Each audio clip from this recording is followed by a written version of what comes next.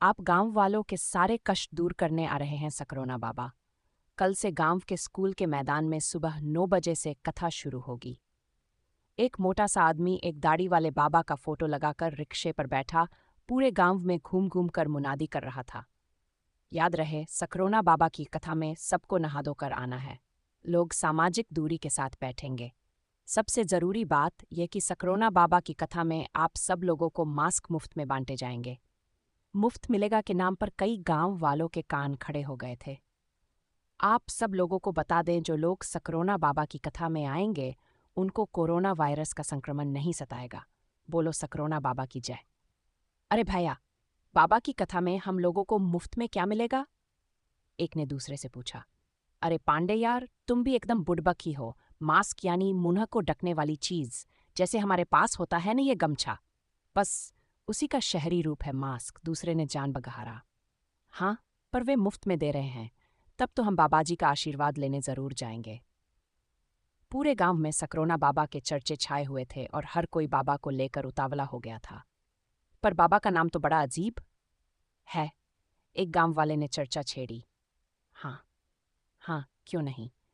अरे, उनके बारे में मैंने सुना है कि उनका जन्म ही कोरोना नामक विषाणु रूपी राक्षस को मारने के लिए हुआ है। अरे, मैंने तो उनकी बहुत सी कथाएं सुनी हैं, और मैं तो उनसे मिल भी चुका हूं। एक नौजवान ने शेखी बघाड़ते हुए कहा। वाह भैया, तुम तो बड़े किस्मत वाले हो। तनिक हमारा भी जुगाड़ लगवाओ। दूसरा गांव वाला मिन्नतें करने लगा। हाँ हाँ, तुमको भी मिलवा ही देंगे, पर जरा कथा शुरू तो होने दो। शेखी बघाड़ने वाला लड़का शान से अकड़ा हुआ था।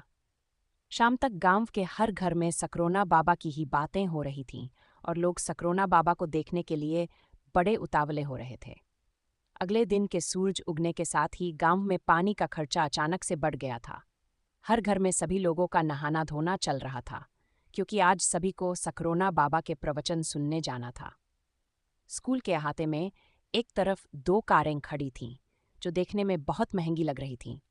सकरोना बाबा के आने का समय 9 बजे था, पर वे किसी बड़े नेता की तरह 12 बजे आए। लंबी दाढ़ी, एक सफ़ेद सा चोंगा, होंठों पर मुस्कान और हाथों में सोने का ब्रेसलेट पहने हुए सकरोना बाबा का जलवा देखते ही बनता था। बाबा ने मंच पर आते ही कहा, भक्तजनों, आज पूरी दुनिया में कोरोना नामक बीमारी फैल रही है। लाखों लोग इस बीमारी की चपेट में आ गए हैं। पर आप सब लोगों को इस बीमारी से डरने की कोई ज़रूरत नहीं है, क्योंकि आप लोग मेरी शरण में आ गए हैं। वैसे मैं बता दूं कि आप लोगों के गांव में एक चुड़ैल की प्यासी आत्मा घूम रही है। वह कभी भी किसी के सिर पर सवार हो सकती है, पर जो मेरी शरण में आएगा वह महफूज रहेगा। बाबा बोले जा रहे थे और भक्त मोहित होकर सुन रहे थे। तभी बाबा के समर्थकों ने जयकारा लगाया, बोलो सकरोना बाबा की जय। जयकारे के साथ ही भीड़ में से एक गांव वाला निकला और मंच के पास जाकर 500 रुपए का एक नोट चढ़ा दिया। सुने, एक बात अच्छी तरह से समझ लें, ये बाबा सब जानते हैं और ऐसे लोग पैसे को हाथ भी नहीं लगाते। वैसे भी नोटों को छूने में इस समय हमारे देश की सरकार भी एहतियात बरतने को कह रही है। इसलिए मेरा आप लोगों से कहना है कि अगर कुछ चढ़ाना चाहें तो वह या तो सोने की हो या चांदी की कोई चीज़। कृपया रुपया पैसा चढ़ाकर स्वामी जी की बेइज्जती न करें। उसके बाद स्वामी जी ने कोई भजन शुरू कर दिया। इसकी धुन पर सभी गांव वाले मस्त होकर नाचने लगे। जब सब गांव वाले नाच नाच कर थक गए तो उन सबको एक एक मास्क ये कहकर दिया गया कि यह सकरोना बाबा का प्रसाद है। सकरोना बाबा के एक चेले ने घोषणा की, जिन लोगों की कोई पारिवारिक, सामाजिक या आर्थिक समस्या है तो वे अपना समय ले लें। दुनिया में शायद ही कोई ऐसा आदमी हो जिसको कोई समस्या न हो, इसलिए बाबा के शिविर में तो अपनी समस्याओं का समाधान पाने वालों का तांता लगने लगा। सकरोना बाबा वैसे तो सबकी समस्याएं सुनते थे, पर महिला भक्तों पर कृपा थोड़ी ज्यादा ही बरसती थी। सकरोना बाबा की जय हो। एक बहुत खूबसूरत औरत ने प्रवेश किया। कहो ठकुराइन, क्या बात है? बाबा ने आंखें बंद किए हुए ही कहा, क्या बताऊं बाबा जी, मेरे कंधों में दर्द रहता है, कोई उपाय बताइए। तुम पिछले जन्म में किसी राज्य की राजकुमारी थी और तुमने लुटेरों के चंगुल से बचने के लिए वह खजाना कहीं गाड़ दिया था। उस खजाने का बोझ अब भी तुम्हारे कंधों पर है, उसे हटाना होगा, सकरोना बाबा ने कहा। पर कैसे बाबा? हमें वह खजाना ढूंढना होगा, बाबा ने कहा। पर खजाना मिलेगा कहाँ बाबा? खजाना तुम्हारे घर में ही है। हमें वहीं आकर खुदाई करनी होगी और क्योंकि तुम राजकुमारी थी, इसलिए तुम्हें हमारे काम में सहयोग भी देना होगा, सकरोना बाबा ने कहा। मैं तैयार हूँ बाबा, ठकुराइन बोली। अगले दिन सुबह ठकुराइन के घर पूजा होनी थी। सकरोना बाबा ने इसे बेहद राज रखने को कहा था। सिर्फ बाबा और उसके दो साथी ही वहां पहुंचे थे। भाई, हमारे साथ पूजा में सिर्फ राजकुमारी, मेरा मतलब है कि ठकुराइन ही रहेंगी, किसी को कोई एतराज तो नहीं? क्यों ठाकुर? सकरोना बाबा ने उनकी ओर देखते हुए कहा। अरे नहीं, नहीं बाबा जी, हमें कोई दिक्कत नहीं है, बस हमारी पत्नी के कंधे का दर्द दूर होना चाहिए। जरूर दूर होगा, बाबा ने हुंकार भरी। पूजा शुरू हुई। उस कमरे में सकरोना बाबा ने ठकुराइन से ध्यान लगाने को कहा। ठकुराइन ने ऐसा ही किया। सकरोना बाबा एक मंत्र पढ़ रहा था कि अचानक से ठकुराइन बेहोश होकर गिर गई, क्योंकि आग से उठता हुआ धुआं नशीला था। फिर क्या था, ठकुराइन के गिरते ही सकरोना बाबा अपने असली रंग में आ गया। उसने ठकुराइन के साथ उसी बेहोशी में बलात्कार किया और उसके फोटो भी उतारे। बेचारी ठकुराइन को जब होश आया तब तक बहुत देर हो चुकी थी। वे किसी से कुछ कह भी नहीं सकती थीं, और अगर बाबा की करतूत अपने पति को भी बताती तो भी उनकी शादीशुदा जिंदगी को खतरा हो सकता था। इसलिए सब आगा पीछा सोचकर वे चुप ही रहीं। अब तक सकरोना बाबा समझ चुका था कि ठकुराइन अपना मुंह नहीं खोलेंगी, इसलिए उसने फिर से एक नाटक खेला। कमरे का दरवाजा खोलकर ठाकुर को एक मिट्टी की हांडी दिखाई और बोला, राजकुमारी ने खजाना तो सोने के घड़े में छिपाया था, पर किसी बेकसूर को सजा देने के चलते राजकुमार को पाप मिला और राजकुमारी का वह खजाना अपने आप मिट्टी में बदल गया और अब कुछ नहीं हो सकता। कोई बात नहीं सकरोना बाबा, आपने इनको इतना टाइम दिया, यही हमारे लिए बहुत बड़ी बात है। आपका बहुत शुक्रिया है, ठाकुर ने कहा। अब सकरोना बाबा ने गांव में भोली भाली जनता को बेवकूफ़ बनाना शुरू कर दिया, और जब गांव के बाकी लोगों ने जाना कि बाबा प्रवचन करने के साथ साथ समस्याएं भी सुलझाते हैं, तो सकरोना बाबा के पास लोगों की भीड़ बढ़ने लगी। और अब तो कभी हरिया, कभी सूरज, तो कभी माधव, तो कभी राजू जैसे लोग बाबा के पास अपनी समस्या का इलाज कराने जाने लगे। जिस तरह से सकरोना बाबा ने ठकुराइन के साथ किया, कुछ वैसा ही वह राजू के घर पर करने वाला था। उस बंद कमरे में राजू की पत्नी के अलावा बाबा और उसके दो चेले थे। राजू और उसके परिवार की आर्थिक समस्या सही करने के लिए सकरोना बाबा मंत्र पढ़ रहा था। राजू की पत्नी अभी बेहोश नहीं हुई थी और बाबा ज्यादा ही उतावला हो रहा था। सकरोना बाबा राजू की पत्नी की पीठ सहलाने लगा और धीरे धीरे उसके हाथ राजू की पत्नी के सीने की तरफ पड़ने लगे। राजू की पत्नी सकरोना बाबा की नीयत भांप गई और उसका विरोध करके बाहर निकल आई। उसने शोर मचाकर सबको इकट्ठा कर लिया। वह जोर जोर से कहने लगी, देखो देखो, ये ढोंगी बाबा, ये मेरे साथ छेड़छाड़ करने की कोशिश कर रहा है, देखो देखो। राजू की पत्नी के इस तरह चीखने पर उसका पति व आस पास के लोग जमा हो गए। वे सभी उसकी बातों को सुन ही रहे थे कि अंदर के कमरे से सकरोना बाबा मुस्कुराते हुए बाहर निकला और बोला, देखो गांव वालों, मैंने तुम लोगों को तो बहुत पहले ही उस चुड़ैल की आत्मा के बारे में बता दिया था। देखो, आज उसी चुड़ैल की आत्मा इस औरत के अंदर आ गई है और हमारे पास इसे सजा देने का मौका भी है। इसे मेरे शिविर में ले चलो, हम सब मिलकर इसे सजा देंगे। राजू की पत्नी चीखती रह गई थी, पर उस गांव में भला उसकी सुनने वाला कौन था? गांव के लोग तो उसे चुड़ैल समझकर मारने पर आमादा थे। अब राजू की पत्नी सकरोना बाबा के चंगुल में थी। सकरोना बाबा आया और बोला, क्या फायदा मिला तुझे?